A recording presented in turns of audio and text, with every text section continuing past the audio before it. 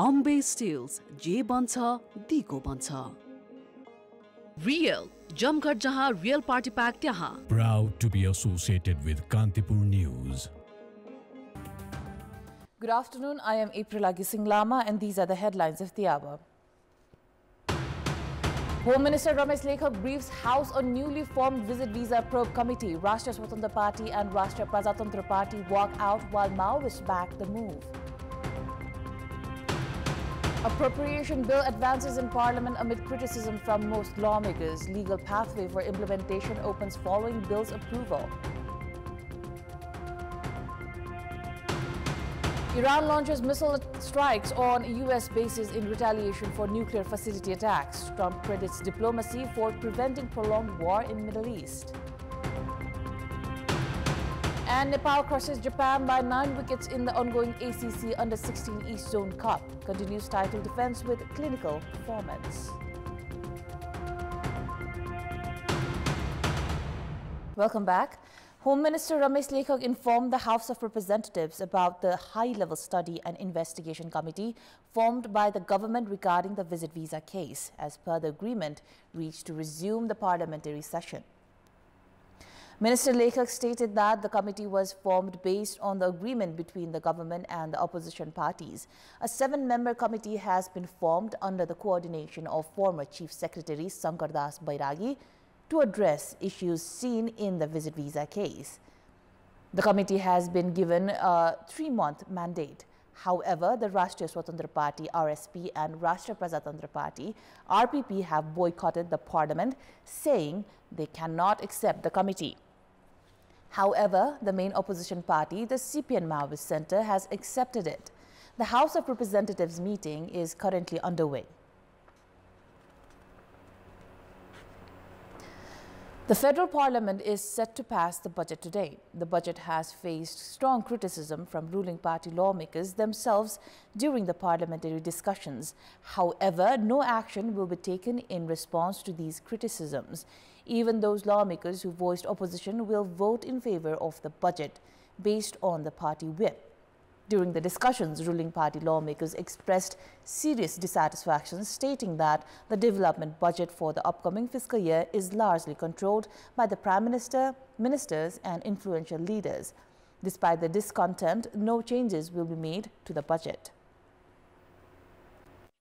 As with every year, this year too, the budget has been heavily criticized both by ruling and opposition parties for allocating excessive funds to areas associated with the Prime Minister, Finance Minister, top leaders and powerful figures. Rather than assessing the budget on its merits, Nepal's parliament tends to support or oppose it based on party alignment. This year, however, even lawmakers from the ruling coalition have voiced strong disapproval.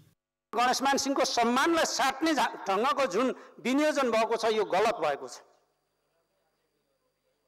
यो खालको चाहिँ गर्नु गलत भएको छ. Despite a strong opposition, parliamentarians from ruling parties are expected to vote in favor when the budget comes up for decision.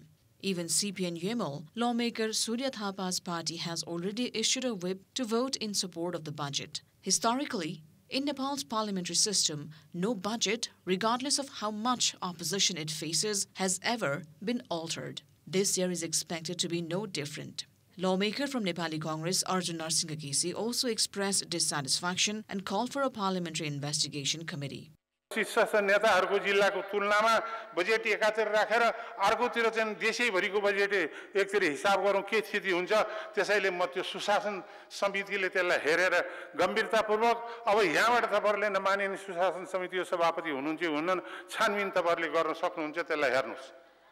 Casey's vocal criticism, however, is unlikely to translate into action as he too will vote in favor of the budget on Tuesday. The underlying issue remains that the budget distribution is unjust, favoring areas with political influence every year. In this year's budget, Ramechhap district alone received 66 projects worth 848.7 million Nepali rupees under the Ministry of Urban Development. But the local representatives Kancharam Tamang of Nepali Congress gave a fiery speech in Parliament criticizing the imbalanced distribution. This time, the Ministry of Urban Development has become the main target of criticism. The dominance of Minister Prakash Mansingh is clearly visible. The budget includes a whopping 7,538 small-scale projects, and the minister has allocated over 590 million Nepali rupees for projects named after his father, Ganesh Mansingh. This includes funding for the construction of office for the Tarun Dal, which is the party's youth wing. Despite federal guidelines to avoid projects under 30 million rupees, there are projects worth 3.5 million for the Ganesh Mansingh Park. The Ministry of Physical Infrastructure and Transport's Alternative Auxiliary Highway Development Program also appears to be under the control of power holders. Out of 16.72 billion rupees allocated under this title, a large portion is directed toward the home districts of influential Member of Parliaments and ministers. For instance, Sankhua Sabha, Home District of Energy Minister Deepak Khadka, is set to receive 240 million rupees. Jhapa, the Home District of Prime Minister KP Sharma Oli and Infrastructure Minister Devendra Dahal, is set to receive over 800 million rupees. And Rupandehi, Home District of Finance Minister Bishnu Podal, is likely to receive more than 1 billion rupees. 690 million rupees has been allocated for the Damak-Gauradaha-Gauriganj link program in Jhapa, which is home district of Prime Minister Oli and Minister for Physical Infrastructure Dahal. यत्रो आलोचना चाहिँ खेपेर पनि यसरी चाहिँ लाचार भएर चाहिँ यस्तो काम गर्ने भने के हो त हैन यो चाहिँ खाली त्यसमा चाहिँ त्यो जुन अहिलेको चुनावको जुन कुरा छ चुनाव जित्ने पैसा धेरै हालेर चाहिँ बजेट धेरै हालेर चुनाव जितिन्छ भन्ने जुन मानसिकता छ त्यो मानसिकताले घर गरे भएर यस्तो भएको छ. Projects like the Provincial Capital Connection Highway Upgrade, road improvement programs, and key highways such as the Midhill Highway, Karnali, Kali Gandaki, and Koshi corridors have been allocated insufficient budgets. A strong government could have corrected past mistakes and ensured equitable distribution rather than favoring the same power circles again. Unfortunately, the Finance Minister has failed in this regard. A report by Suman Pantha for Kantipur News, Kathmandu. With the US getting involved in the Israel-Iran war, there are growing global concerns that the conflict could escalate further. Although Israel and Iran are nearly 4,000 kilometers away from Nepal, the prolonged war could have significant impacts on Nepal as well, particularly on consumer purchasing power, remittance inflow, and employment. What impact might the Israel-Iran war have on Nepal? About 40% of the world's crude oil is produced by OPEC countries, with Iran contributing around 4 to 5%. Although Nepal has no direct trade or diplomatic relations with Iran, India imports crude oil from Iran, and any disruption in that supply would directly affect Nepal as well. भारतले जे नीति लिन्छ त्यसको प्रभाव चाहिँ हामीलाई पर्ने हुन्छ र भारतले कुन हिसाबले यो युद्धलाई हेरेको छ र कुन हिसाबले यसलाई चाहिँ मूल्याङ्कन गरेर आफ्नो नीति तय गर्छ त्यसमा चाहिँ नेपालको पनि अवस्था रहने अवस्था छ. त्यसले गर्दाखेरि महत्त्वपूर्ण पाटो छ. त्यो हुँदाहुँदै पनि सरकार एकदमै चनाखो भएर चाहिँ यसलाई कसरी यदि क्राइसिस आयो भने त्यो क्राइसिसलाई कसरी समाधान गर्ने भन्ने कुराहरू सोच्नु जरुरी छ. The price of crude oil has already increased by $10 per barrel since the conflict escalated between Israel and Iran. International media report it could rise up to $120 per barrel. On top of that, following US military involvement, Iran announced a closure of the Strait of Hormuz, through which 20% of the world's crude oil supply passes. If Iran acts on this, it will seriously disrupt global supply chains. Despite being aware of this situation, the Nepal government and private sector remain in a wait-and-watch mode. यसको impact कतिसम्म पर्छ र यो वारले कति स्कालेट भएर कति लामो अगाडि बढ्छ त्यसपछि मात्रै एउटा ठोस प्लानिङ गर्न सकिन्छ. अहिलेलाई त टेम्पोररी प्लानिङ भनेको अब हामीले आफ्नो स्टकहरूलाई म्यानेज गरेर राख्ने हैन र सरकारलाई अब हाम्रो बोर्डरहरू म्यानेज गर्नलाई र यो रुटहरू हवाई रुटहरू मिलाउनलाई त्यसको प्रभाव चाहिँ मिनिमाइज गर्नको लागि हामीले सरकारलाई रिक्वेस्ट गर्ने लबी गर्ने कुराहरू हुन्छ. Beyond crude oil, if the Gulf countries become involved in the war, hundreds of thousands of Nepalese working there could lose their jobs. This would heavily affect Nepal's remittance, employment, and domestic consumption capacity. Moreover, since the main air transit routes connecting Europe and Asia pass through the Gulf region, Nepal's tourism sector is also likely to suffer. Most tourists from Europe and the US enter Nepal via transit through Dubai, Doha, or Istanbul. If war forces travelers to use alternative routes, it will raise travel costs and could lead to a decline in tourist arrivals. With Binod Koju on camera, a report by Bharat Rawal for Kantipur News, Kathmandu. Now, a group of Nepali nationals evacuated from Iran's capital, Tehran, have now reached the city of Mashhad. The rescue operation is being carried out by the government of India at the request of the government of Nepal. The evacuees are expected to arrive in India by Tuesday, and arrangements are underway to bring them to Nepal shortly after. Tensions have escalated between Iran and Israel, prompting the evacuation. Currently, 16 Nepali nationals remain in Iran. Of them, 11 have arrived in Mashhad in preparation for their return home. The remaining 5 individuals are still in detention in Tehran. In coordination with the Indian embassy in Iran, the evacuation was facilitated following diplomatic efforts by the government of Nepal. The Ministry of Foreign Affairs has confirmed that the 11 individuals are now awaiting their flight to India and are expected to reach Nepal by Wednesday.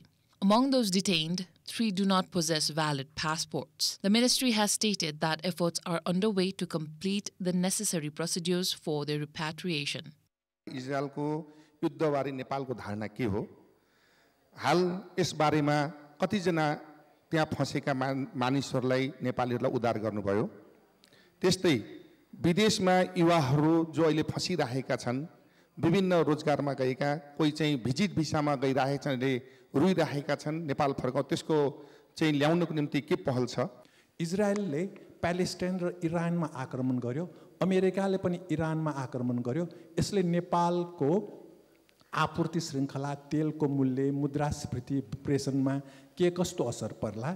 During Monday's parliamentary session, parliamentarians expressed concern regarding the safety of Nepali nationals in conflict zones. Parliamentarians, including Amanlal Modi of the CPN Maoist Centre and Prem Suwal, called for prompt and safe repatriation. Responding to questions raised in Parliament, Minister for Foreign Affairs, Dr. Arju Rana Deobas, said efforts are ongoing to ensure the safety of Nepali nationals affected by the conflict. She confirmed ongoing coordination with diplomatic missions and international organizations in both Iran and Israel.